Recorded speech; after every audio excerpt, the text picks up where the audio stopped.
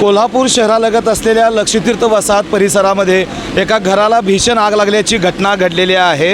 आपण या ठिकाणी बघू शकताय की अग्निशामक दलाचे 3 बंब या घटनास्थळी दाखल झालेले आहेत आणि अग्निशामक दलाचे जवानांच्या वतीनं या ठिकाणी आग विझवण्याचे शर्थीचे प्रयत्न सध्या सुरू आहेत। या रोशन जमीर कॅटरर्स जे आहे या कॅटरर्सच्या गोडाऊनला या ठिकाणी भीषण अशी आग लागलेली आहे। या आगीमध्ये केटरिंगचं बरंचसं साहित्य जे आहे ते जळून खाक झालेलं आहे। या ठिकाणी आपण बघू शकताय की अग्निशामक दलाचे जवान जे आहेत ते शर्थीचे प्रयत्न करत आहेत। आग विझवण्याचा प्रयत्न त्यांच्याकडून सध्या सुरू आहे।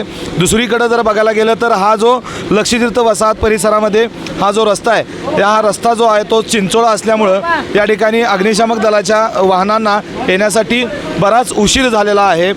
मात्र अग्निशामक दलाचे जवानांनी आणि स्थानिक तरुण नागरिकांनी या ठिकाणी शर्थीचे प्रयत्न करून यातील बऱ्यापैकी साहित्य जे आहे ते बाहेर काढायला सुरुवात केलेली आहे आणि काही प्रमाणात या आगीवर नियंत्रण मिळवायला यश आल्याचं चित्र या ठिकाणी पाहायला मिळतंय।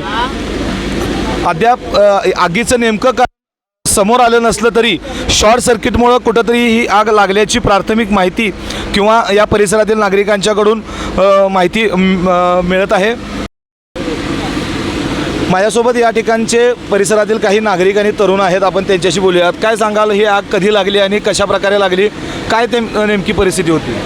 आज लक्षतीर्थ वसाहतमध्ये रोशन जमीरचे डेकोरेशनचे कॅटरर्स आहे आणि या कॅटरर्समध्ये भरपूर असं लग्न मंडपाला लागणारं साहित्य आहे आणि फार ही वस्ती लक्षतीर्थ वसाहत ही फार दाटीवाटीची आहे आणि साहित्य त्यांचं जे पडलं आहे अतिशय किचकट आणि अशा दाटीवाटीच्या वस्तीत आणि बिनकामाचं बी साहित्य पडलेलं आहे।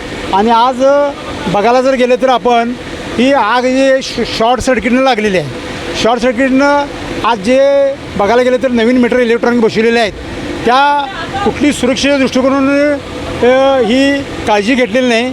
हा इलेक्ट्रिक मीटरसुद्धा शॉर्ट सर्किट झालेल्याने आग मोठ्या प्रमाणात लागलेली आहे। आज महानगरपालिकेचे अग्निशामक 3-4 बंब आलेले आहेत।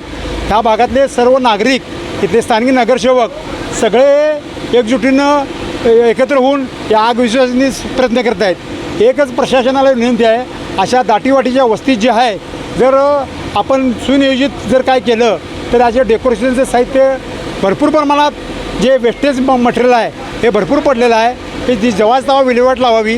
त्यामुळं आग रौद्ररूप धारण करायचं विषय होते आणि त्यामुळे शेजारच्या घरासनी बी वस्तीला धोका होण्याचा निर्माण होते। तर ह्याशिवाय प्रशासनाने विचार करावा। या ठिकाणी आपण बघताय की रोशन जमीर कॅटरर्स जे आहे या कॅटरिंगचं सर्व साहित्य जे होतं ते या घरामध्ये ठेवलं जात होतं।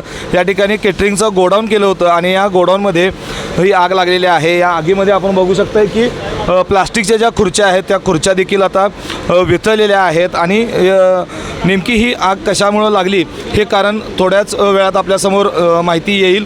मात्र सध्या तरी या परिसरातील तरुण कार्यकर्ते असतील, स्थानिक नागरिक असतील आणि अग्निशामक दलाच्या वतीनं ही आग विझवण्याचे शर्थीचे प्रयत्न या ठिकाणी सुरू आहेत। लाईव्ह मराठीसाठी सद्दाम अली, कोल्हापूर।